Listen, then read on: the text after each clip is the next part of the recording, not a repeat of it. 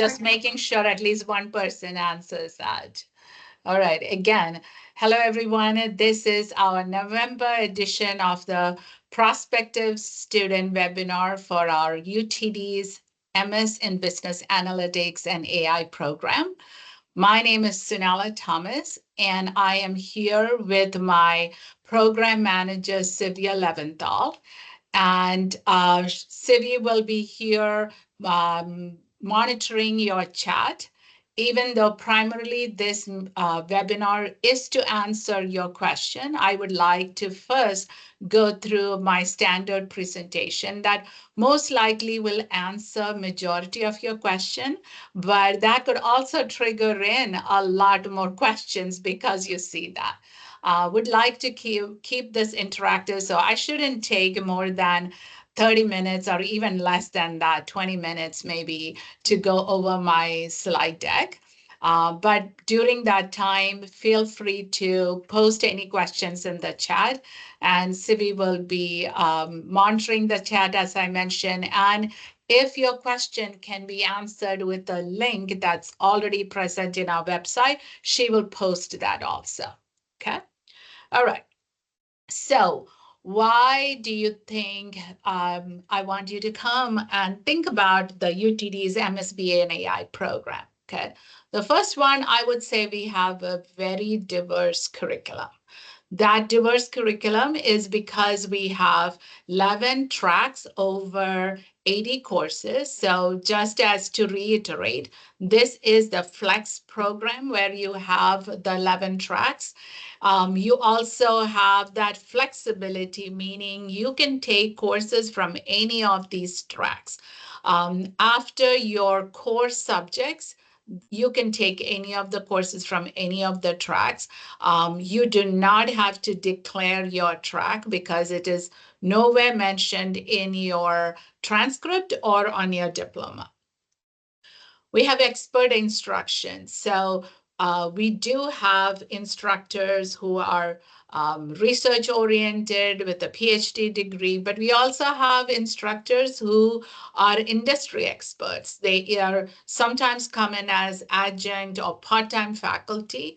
And you may also find that we have non-PhD or PhD external industry expertise as our full-time faculty also, because many of them either choose very early in their career that they want to give back to their future generation. And we also have industry veterans who either during their tenure while they are doing their full-time career teach us part-time here, or they leave their career to come and teach full-time. We have industry connections. So if you look at Texas, you will see that we are like in that heart of Texas where we call it as DFW Metroplex. And there's a lot of companies that have called DFW as their home base. Companies like Toyota, Mckesson, AT&T, and many others, American Airlines, Southwest. So you will see a lot of companies that have DFW area as their home base. And as a result, what happens? Lot more opportunities for students to connect with industry expert, also to get jobs and internships.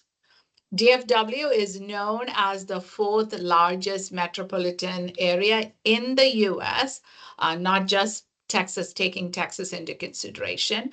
We also have, as I mentioned, about 500 now, company headquarters, because there's a lot of value in working for a larger corporation, but also medium and small companies. In larger corporations, you may not have a lot of impact that you can see immediately, but in smaller companies, startups or mid-size, you can see that impact that you make with your skill set and experience. So let's talk about our application. So application is basically a rolling admissions. We do have I would say, deadline where the application fee is $50. If you pass that deadline, which was in for spring 2025, that deadline was October 1st. If you pass that deadline, we still accept your application. You'll be still considered for spring 2025, but you will have to pay the late fee for it. If you're an international student, then you also pay an additional $50 for credentialing. So we ask you to submit your unofficial transcript, and that is credential. We give that to an external vendor to credential that international transcript. You're also asked to provide a personal one-pager statement, like why do you want to come to our program and why MSBA and AI? Like, what is it that drives you in there? Doesn't mean that you have to have you should come from a technology or STEM background. Anybody, you could be in a non-STEM background and still want to learn about business analytics and AI, like because every company, small or large, has data in there, right? You want to learn how are you going to analyze that data to provide some kind of business impact. You want to provide that actionable insights to your audience, knowing the context that they want that in. You also should submit your resume. And as I mentioned, unofficial transcript is all that is required while the admission committee reviews your application. Formal official transcript should come from your university, and you have plenty of time after you accept your admission to submit that. Okay. If you have less than 2 years of experience, you have to provide 3 letters of recommendation. If you have more than 2 years, you can satisfy that with one recommendation. I recommend, or I suggest that, since I've seen a lot of students email me after the fact that they submitted, I'm going to say, if you think you have that 2+ year experience, but you want to submit more than one recommendation, do that at that time of that application before you click submit. Okay. You can add future recommenders, but then that is through an email to admissions, and that gets added to your application portal. Optional GMAT and GRE. If you really have a good score in a GRE or GMAT, then I recommend you submitting that, because that gives an additional data point for the admission committee to review your application and to consider you. Okay. So typically, the graduate applicants not only have to meet the UTD's minimum qualification, you also then, depending on the program that you're applying, you need to meet that qualifications and requirements also. A lot of questions come regarding scholarship. So that is not handled at the program level. There's a scholarship portal that you have to meet the deadline and you have to meet the criteria that's stated there. So there is Dean's Excellence Scholarship, there is Program Excellence Scholarship. Dean's Excellence requires you to submit a GRE or a GMAT. Program level Excellence Scholarship does not require that. These are all done outside of the program office that Sylvia and I are part of. There is a portal. If you have submitted the application and you have questions about the scholarship, there is a button in that portal for you to ask questions. That is, you can send us a question, but we are not in a position to answer your status of your scholarship and how much you get for your scholarship. But you definitely have to meet the deadline. If you don't meet the deadline, you're not considered. Okay. Another question that comes up is about TA-ship. As a first semester student, you cannot apply, or you're not eligible for a TA or a RA position. For a TA or an RA, we look at your first semester grades in our college.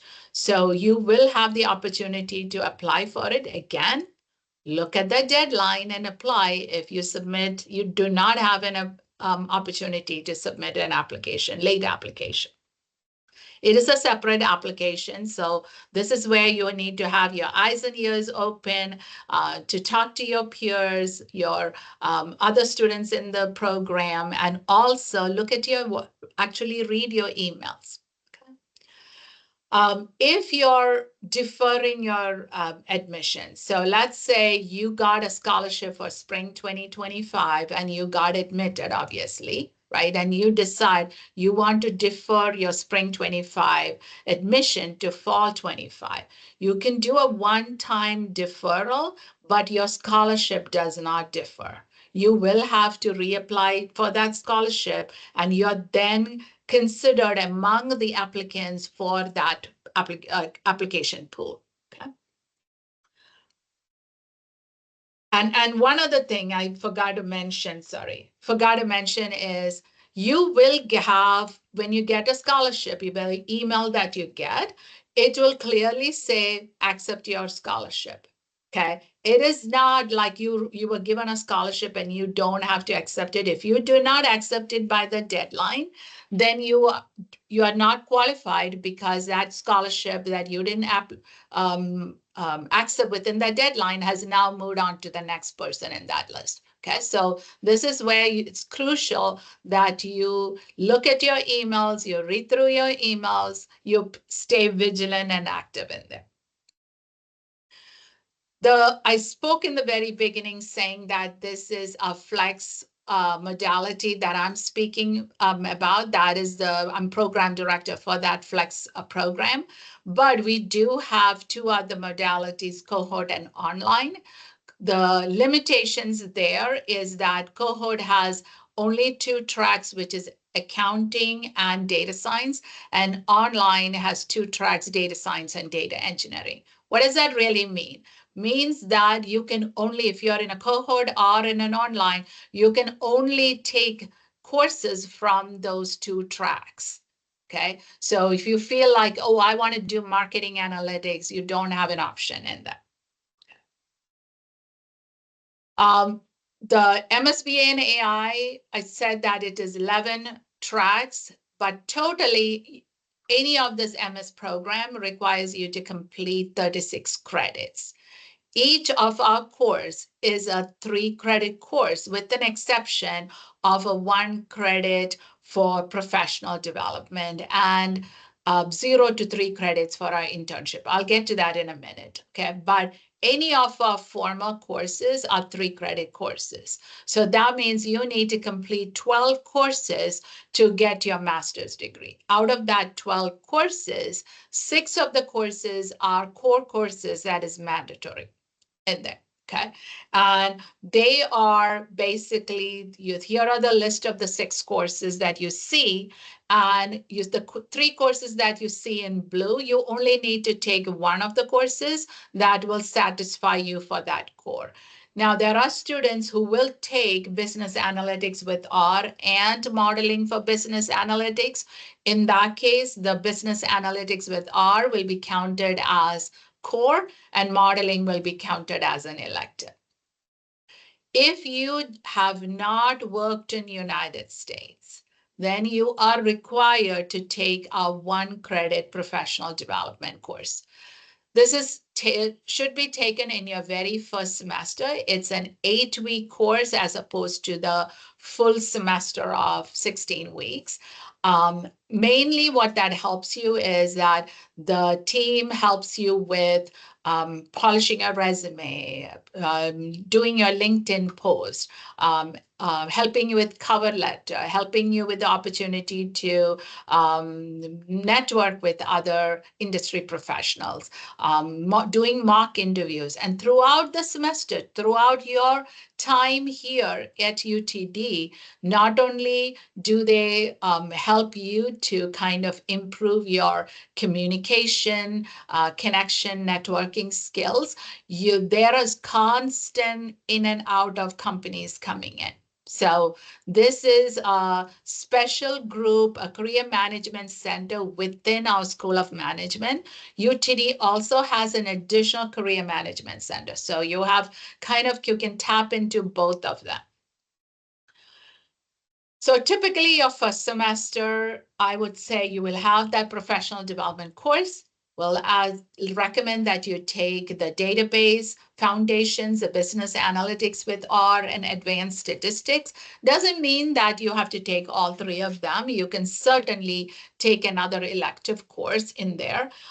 If you are somebody who's coming from a non-technical background, maybe you want to take just the database and the advanced statistics. The reason these courses are I share in there is many of the other courses require these as your prerequisite. So you have prerequisite and co-requisite. Prerequisite, you have to take that class before you take the other course that requires that as prerequisite. Co-requisite, you can take both the classes together in a semester. Okay. So if you do not have a STEM background or programming, or it's been a long time, another way to get brushed up before the semester starts, and we do this each semester, each long semester, is where we have our Business Analytics Leadership Council, either a previous student alumni or somebody who's in that current program, but it's in their final semester, so they have done this all. They will host a virtual boot camp for you, and you have access to that recording once you are a student of UTD. That'll help you get prepared prior to the start of classes. And the other thing I also do is that I provide you with a data camp link where, as a UTD student using UTD credential, that you have access to free data camp courses. There is a mandatory internship requirement for the course. Now, that mandatory requirement, when you get an internship, it can be 0 credit, 1 credit, 2 credit, or 3 credit. That is depending on how many hours you're going to work. It may be paid or non-paid. I would say either one is good. Obviously, you would want to be paid. But if you get an opportunity for a non-paid internship, I would recommend that you accept it. Depends on if is that what you want to do. It should definitely have something to do with analytics or the courses you have taken. So you cannot say, well, I'm going to take this this internship, but I will take my LLM course in my last semester. No, you have to have already completed the courses that satisfies for that job requirement. Okay. Uh, Again, as prospective student or even as a brand new student coming in, this is not something you should worry about yet, because if you don't get an internship, we have an analytics practicum class that helps you get satisfy that requirement. Also, you will not be allowed to do an internship. Couple of things. One, you have to complete 2 long semesters. Long semesters mean spring and fall. Summer is a short semester. Okay. So if you're coming in spring 25, you are not authorized or eligible to work in the internship until spring 26. Okay. However, in the very first semester, you can go apply, meet up with a external, HR talent pool that comes in, speakers, like you can connect. And who knows, you may secure something ahead of time for that time when you can actually do an internship.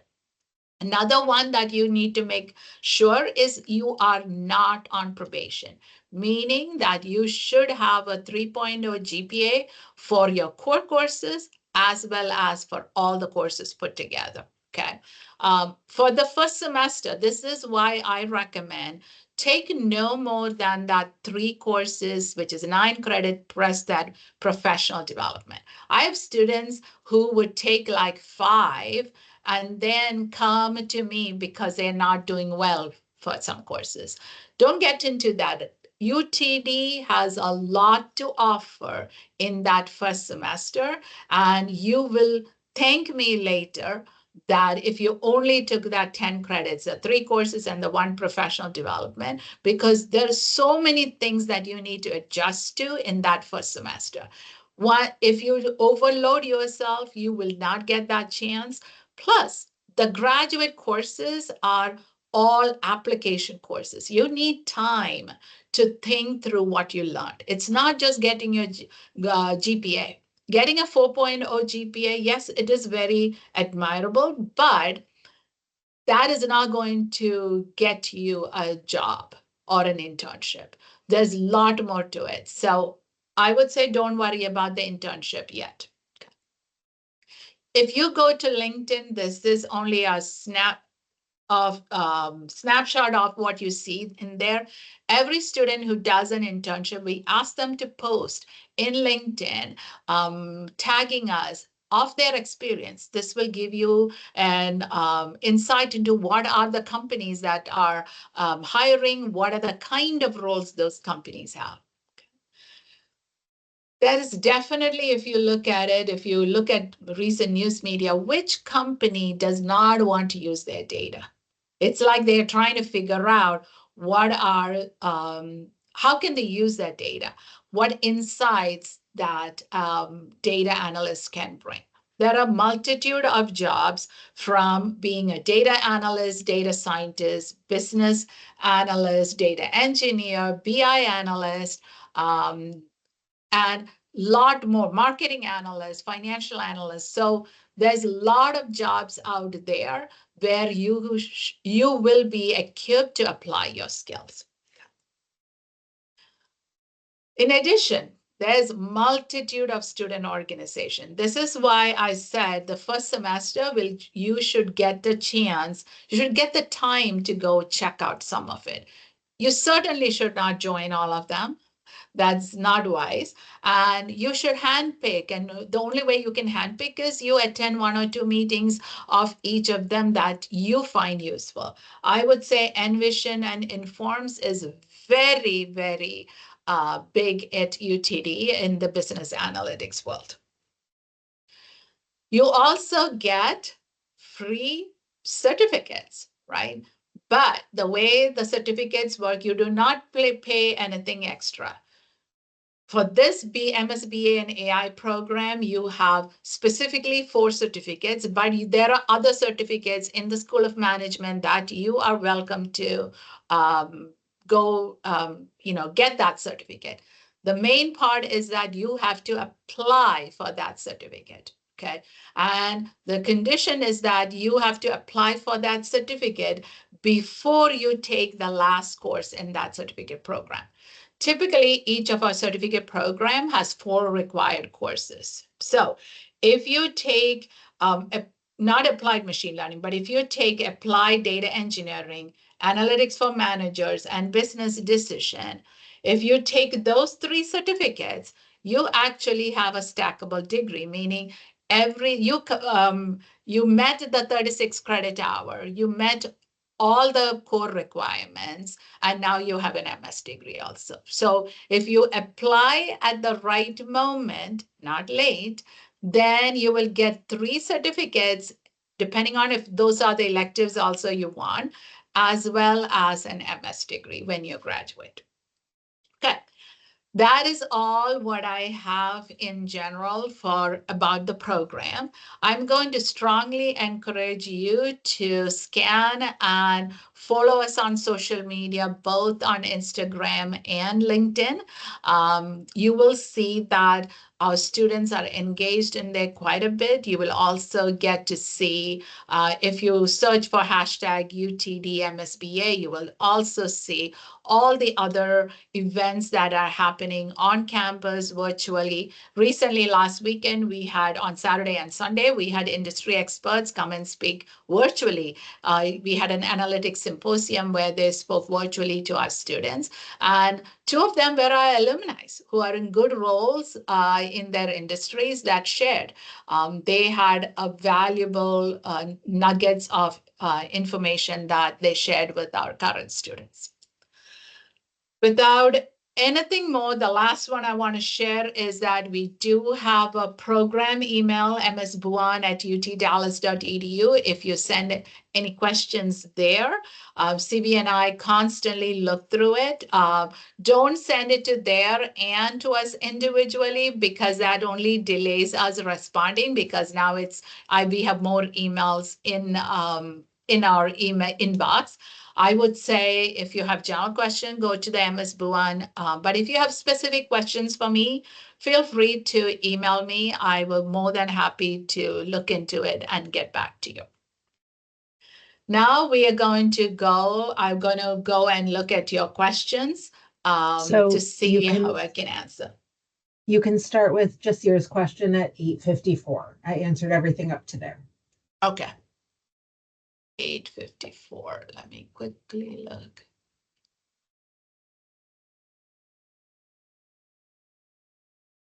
Okay. How can someone with low GPA get scholarship from college? So the only way that I'm going to say is when we are looking at scholarships, if you're talking about your first semester, getting that scholarship before you come, I would say if you are concerned, one of the things that can get you your application stood out is by getting your GRE, right? Really get a score that is about like 310. Definitely we will look at that. The other part of it is you may not get a scholarship in the first semester, but once you get in here, you could get a scholarship too after the fact, right? There are opportunities for you. That is when you probably will apply for a TA-ship, and that'll give you that opportunity to get that in-state tuition. Thank you very much, ma'am. Ma'am, is my voice audible? Okay. Yes, you are. You are. Ma'am, first of all, good morning and congratulations on starting this YouTube podcast, due to which we are able to understand, and it is very easy for us to know all the curriculums and all the necessary things that we have to do before coming to the college, and it's a very good way of connecting to the students. I really appreciate it. Thank you very much, ma'am, for answering my questions. You're welcome. All right, so I have Sahir question. You can keep I going, answered scrolling. that. You already answered. Yeah, you can go to Oh. Aliza's question at 8:56. Okay. All right. Scholarship accepted after classes begin or first semester onwards. So scholarship, if for your first semester, you have to meet the deadline. So if you are an incoming student for Spring 25, your scholarship application deadline is December 1st. So once you get a scholarship, you need to accept it promptly based on what is in that email that you get. Okay. Now I am hoping, Eliza, that was your question. You can, typically scholarships are awarded before the semester starts. And you can get the scholarship from first semester. Okay, let me go. Amrita, when I try to put an application, it says GRE or GMAT is not optional. Are you talking about application for scholarship or application for the program? So I was applying for a graduate application for admission for UTD. And like when I try to do it's business analytics and AI cohort. Cohort is different. Okay. So remember I showed you the three modalities: flex, cohort, and online. I am only responsible for flex, and flex does not require a GRE or a GMAT. Oh, okay. Let me I'll get back to you in a minute. I'm gonna try that. Okay. Option. Okay. Then I have. Okay, Josephine's is your visa appointment is 24 January.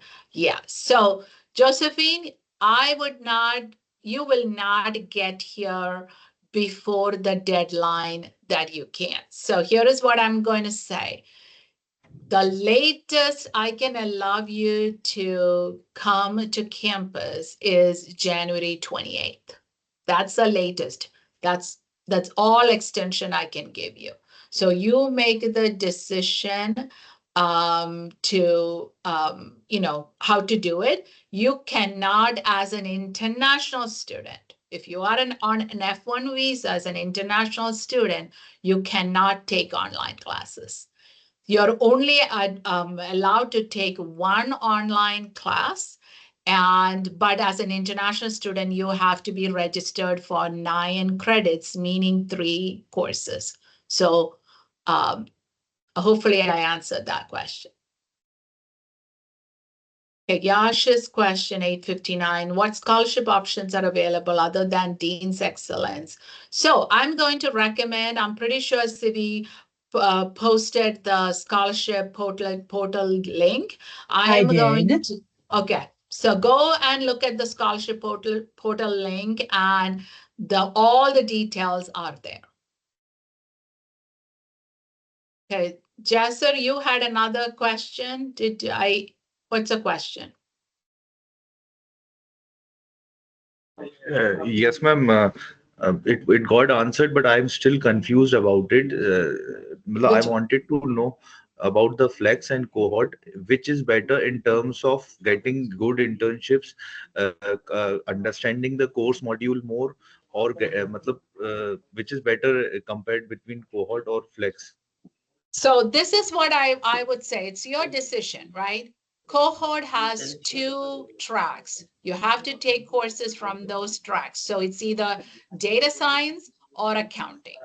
Okay. While Flex has 11 tracks, so you have a lot more courses that you can take. Which course helps That us will put to? you in a situation where, hey, you learned marketing web analytics and you really liked it. Now you have more chances of you getting. Okay. In terms of networking with the faculties or with the other companies that are coming to offer internship, what is more recommended, uh, flex or cohort? Same answer, because in Flex you have more options, more classes, right? So for example, I'm teaching the analytics practicum class. I have somebody from Amazon coming to my class today. So if you have more different classes and the number of classes, that helps more number of external speakers to come. Okay, can somebody who is It's Jasir's background. Yeah. Okay, that's just sound. Yeah. Thank you. Okay. Thank you, ma'am. Thank you very much, ma'am. Okay. All right. I think there are some question on in here. Let me see. Can I just answer?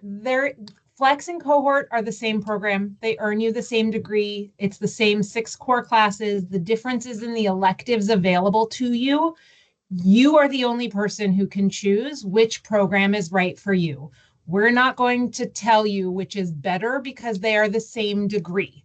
You have to decide which program is right for you. So we're going to move on from flex versus cohort questions. Yeah. Let's see. Let me ask Jenna. You have your hands up.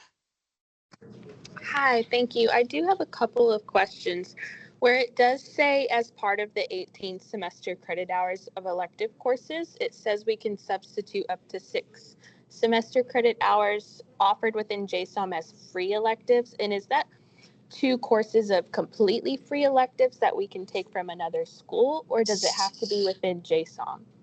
So the free meaning you still have to pay, but that free is you are allowed to take 2 courses in the university.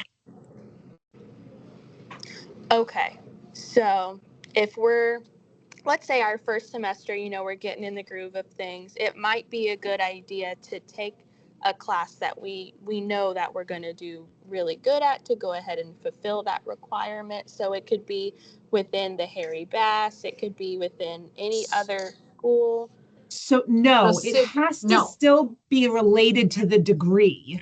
You can't take an English master's class or a music master's class. It has to be related to the degree, we say any 6,000 level JSOM class because that would not then require any additional approval, assuming you meet prerequisites and there are spots available in the course. If it is a class outside of JSOM, then you will need to go through additional approvals, and there is no guarantee that it will be acceptable. Okay, and then I just had one other quick question. I am wanting to really study for market strategy to be a yield manager for, airline seats, for event ticket sales. Would this be more applicable for the decisions and operations analytics, or would that be more of the financial analytics if I wanted to really focus on that? I would say that would be more marketing and decision and not financial. Okay. But please note, you don't declare a track and you are not held to a track. So if there is a financial analytics course that you feel would complement what you're trying to build and the muscles you're trying to flex, you can absolutely take that, even if you end up taking most of your other electives from marketing and decision analytics. Okay. All right. Thank you so much. You're welcome. To Jenna, one more thing to add to it, you may want to look at the course prerequisite, because a lot of the financial analytics track, the heavy courses like derivatives, modeling, all of that has a lot of prerequisite that you have to complete before taking that. So that's how you may want to choose which, if you want to fit in with a track, that's probably how you want to decide. Okay, thank you so much. Okay. Aishwarya? Oh, ma'am, can you hear me? Yes, I can. Very good morning. So the other day, I kind of remembered in one of the orientations that we are allowed to do calculus outside the university, but I don't remember the complete information regarding. So could you little brief about it? If I can do from Khan Academy or something that you said earlier and still submit, will I be able to forgo the So, prerequisite? okay, so here is it. If your admissions letter said you have a prerequisite of calculus, you have to show with a grade that you have completed the materials that they required you to complete. So it is very different when something is on an admissions letter versus something on that you're applying as a waiver, because whatever you submit as a waiver will go through the math department to make sure that met the condition. So the only part with Khan Academy or Data Camp or any of that is that you get a head start of it. And because you get a head start, you will do that course really well. And maybe at that point, you can take, instead of the 3 courses in that semester, you can take 4, because one was a prerequisite, and the prerequisite, it's not counted towards your 36 credit. When I say prerequisite, the prerequisite that your admissions letter noted. Got it, ma'am. Thank you so much. You're welcome. Okay, Sahir? Yes, hello, madam. Very good morning. Can you hear me? Yes, I can. Okay, so first of all, I would like to thank you, for this informational session that we are able to get so much information from here. And the more information I get, the more problem comes out. So my question regarding would be that from my Orion account, student Orion account, I have enrolled in courses, and in my class schedule, the courses that they are showing the status is enrolled. So does that mean that I have registered for those classes successfully if the status is showed enrolled there? The answer is yes. Okay. And my next question would be, madam, is that it's very likely that I might come to USA after January 16th. Now, the problem is that it might be highly likely that I might do my TB test, but my results might. I'm sorry, Shahir, I'm going to stop you there. I answered your question in the chat.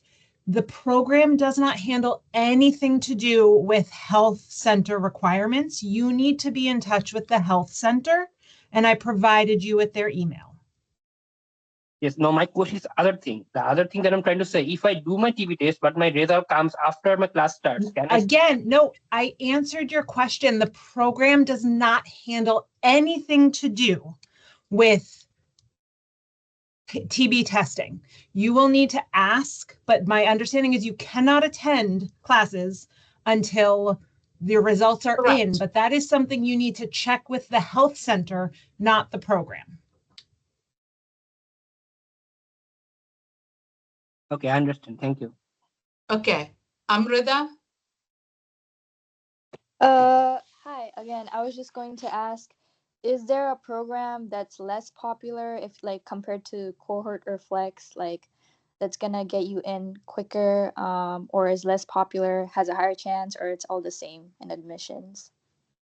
Admissions is all the same. It just, maybe the final, it goes through a committee. So it's two different committee because it's two different requirements other than that the accounting track and the data science track, the courses are exactly the same for cohort and flex.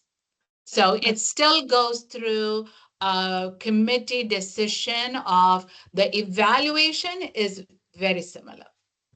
Okay, got it. Thank you. You're welcome. Um, Akansha? Yes, hi. Am I audible? Yes, you are. Yeah. So my question is that I am an international applicant actually, and I want to know that basically I've heard that abroad there is no such concept of campus recruitment or campus placement. There are basically career fairs. So can you elaborate on the placement process of JSOM? And also on that, can you just talk about the return on investment a little bit? Okay, so in terms of, no, let me start by the very first sentence saying, getting a job, like nobody gets you a job. It's your responsibility to get that internship or the job.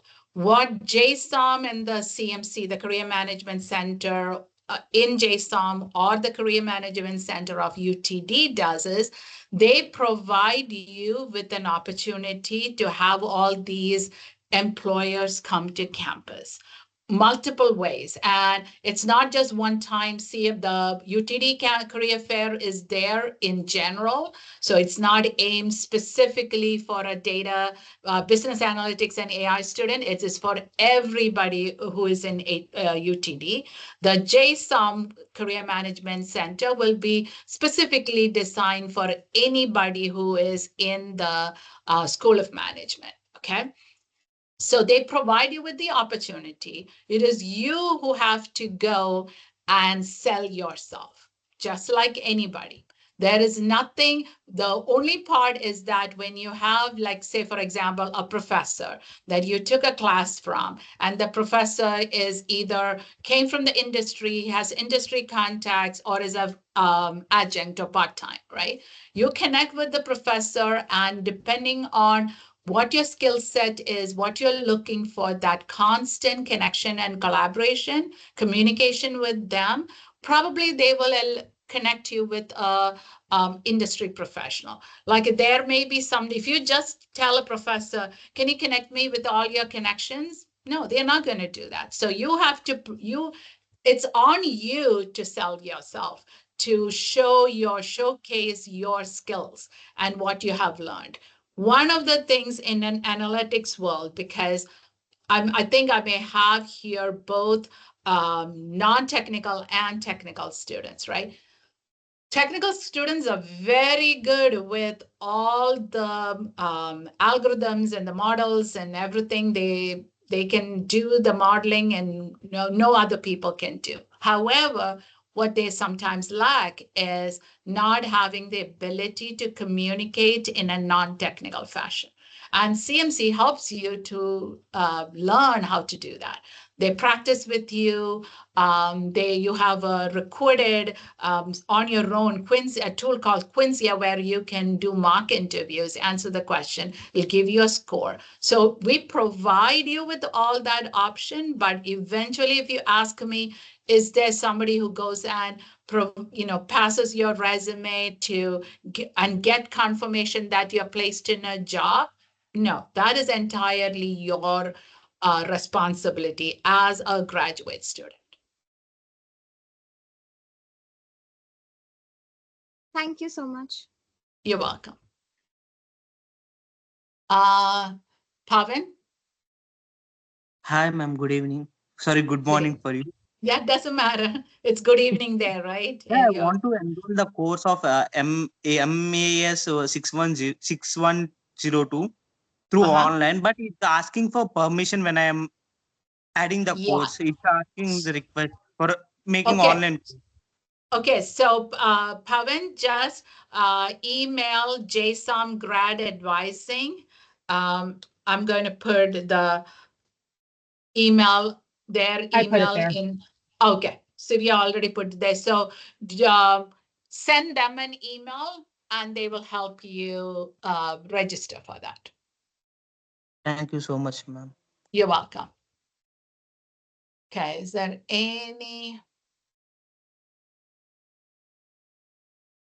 anybody who thinks that their question was not answered? Okay, I have Pavan. Yash, you can. Hello. Yeah. When is the orientation will be on? So the general, so we just got general orientation. You probably will have two orientation, or actually three. One is every F1 student, international student, has to go through the ISSO mandatory orientation. Then you have on January 16, your program orientation as well as the JSOM orientation. The JSOM orientation will be, it's both combined. Like you will have first part, that is a JSOM orientation, and then the second part of that, January 16th, will be with myself and Sivya for the program orientation. Thank you, ma'am. And if anyone is who's already admitted and still looking at when you should get here, like personally, I've been an international student, right? 40 years ago, when I came to this country, I was an international student. The ideal way is to come at least a week early if you can, because there's a lot of things that you can, once classes start, it's like that go, go, go. So it'll give you a chance to assimilate with the campus, with the opportunities that you have here, like the buildings, all of that thing. So if you have a way to come at least a week before class starts, that's the best option that I can share.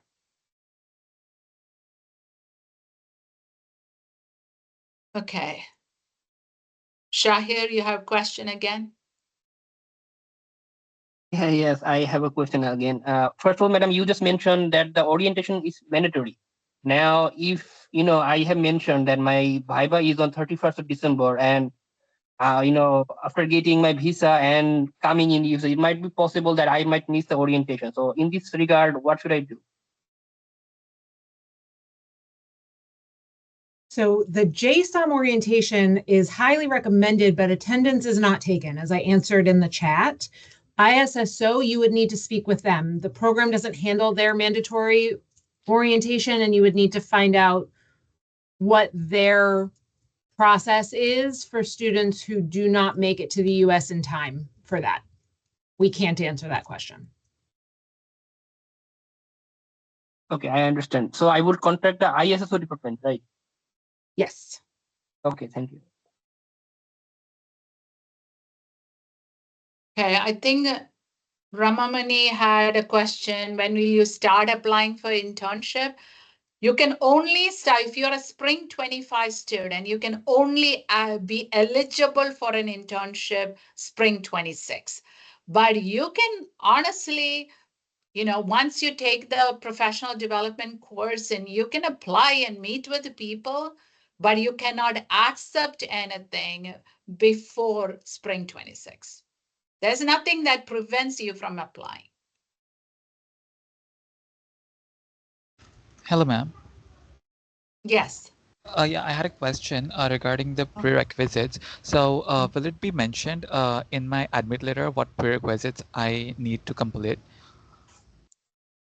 If you need a prerequisite, that typically it will be calculus, quantitative methods. That's where. So if it is required for your admission into the program, then it will be in your admission letter. If you do not have anything, the prerequisites are depends on the electives that you're going to take. Or in some cases, so for example, if you try to take prescriptive or predictive analytics, which is one of two of the core courses, that has a prerequisite that you have to complete advanced statistics. So if you look at the course, it will tell you what you need.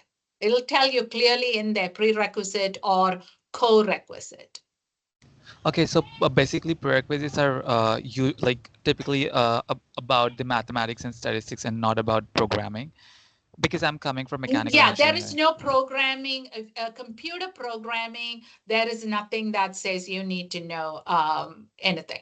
That is where I said, if you don't know anything, then the best way is to attend our boot camps. So you get a head start, or you can do it on your own. Like you can now start learning R and Python using YouTube, which is all free out there.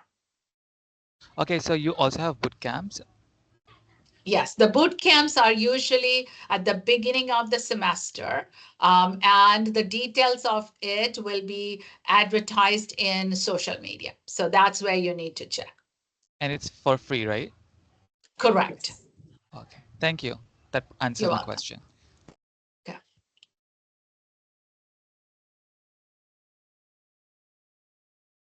Any other question? Go ahead, Ramamani. Hi, ma'am. Good morning. Hi. How many classes we can able to book at one slot?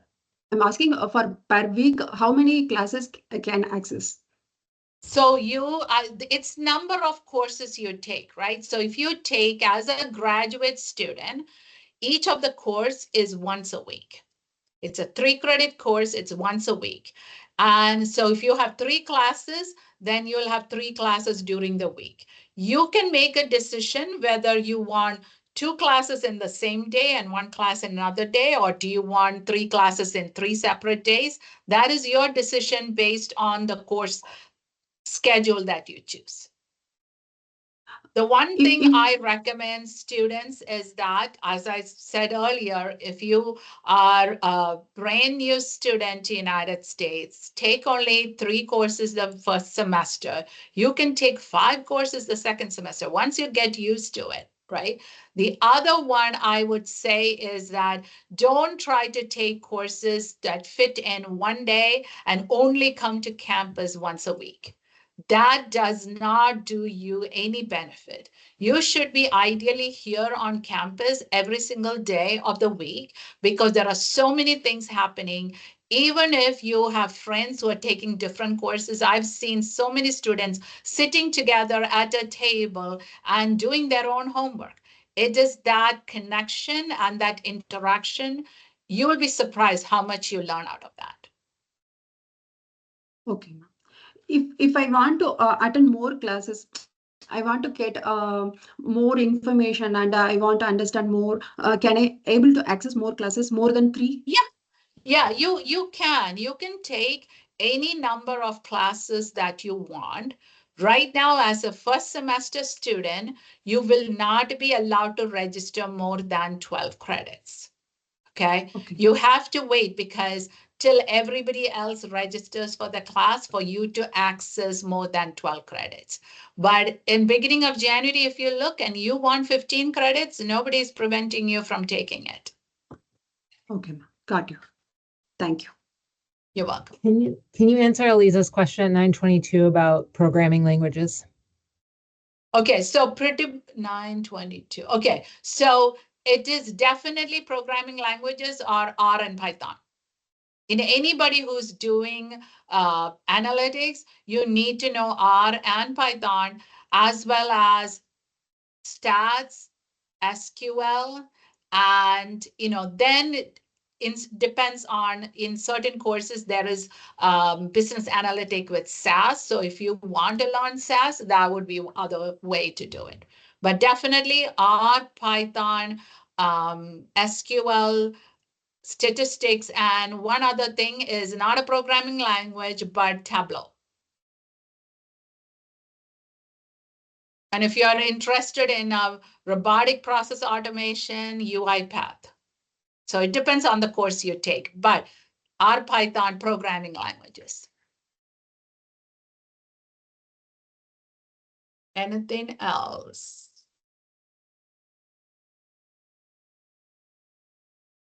Do you want to answer the question about OPT? Okay. So OPT is basically after your courses are completed, like you graduate, that is when your OPT starts. You have like 3 years where you can take a job without being sponsored, getting a sponsorship.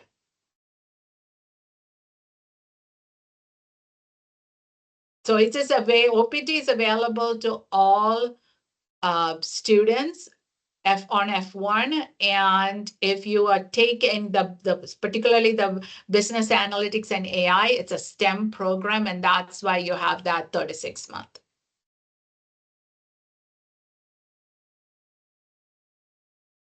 Any other question? Okay, so Ramamani, I'm going to say your elective part. To answer that question, you need to come and see me, because I need to know a lot more what you're looking for before I answer that question.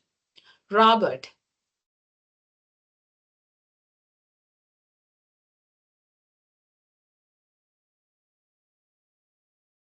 Robert, you have your hand raised. Yes, ma'am. I was trying to Okay. thank you for Okay, this go ahead. opportunity. Yeah, you said if you enroll in analytics and you give a list of tools that you need to know, like R, Python, and a handful of it, like you need to know them before starting the program, or is it that's what you'll be drilled on? So what I'm going to say, if you do not have any background in programming languages or SQL, I'm going to recommend that you get a head start with the boot camp that we will have in January, so that you don't feel that you're struggling when you come to class. There is no requirement for you to do the boot camp. It's just simply my suggestion that students who do not have that background, it'll help you tremendously when you start the class if you have a little bit background, so Okay, yeah, in that essence, it's you're like not falling far behind. Go ahead. yeah, in essence, it's like you familiarize yourself with those tools before you get there, so that when you've been probably during the classes, you can catch up like real quick without Yeah. struggling with it. Yeah, that Okay. definitely. That's why once you're a registered student, I give you the data camp access, and you can take class, you can learn things on your own over weekend, the days that you don't have class, and the evenings, whenever you want to. Yeah, thank you. I think Okay. okay, I'm following up. I think I gave a call. I called you yesterday. We have a conversation over this, and I told you I'm going to be in this session. I'm listening and I'm getting some more insight on how to go about it. Thank you, man. Okay, you're welcome. All right. So I think Akansha's I answered that. Okay, thank you. Is it available for everybody or just for UTD students? Are you talking about data camp and the boot camp? It's only for students, UTD students, who are actually in our program enrolled.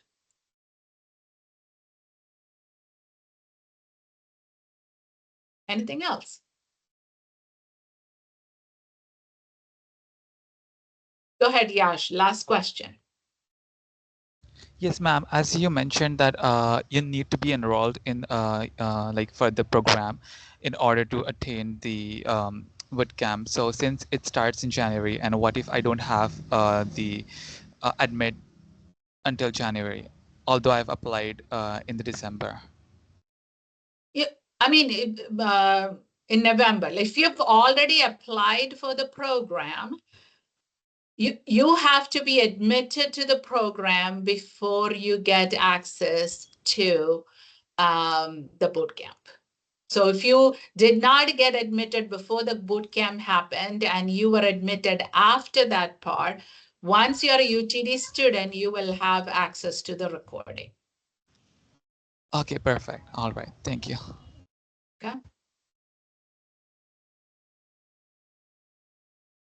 Okay. All right, everyone. Thank you very much for joining. And our next prospective webinar will be on December 10th. You all have a wonderful day. Bye. Thank you, ma'am.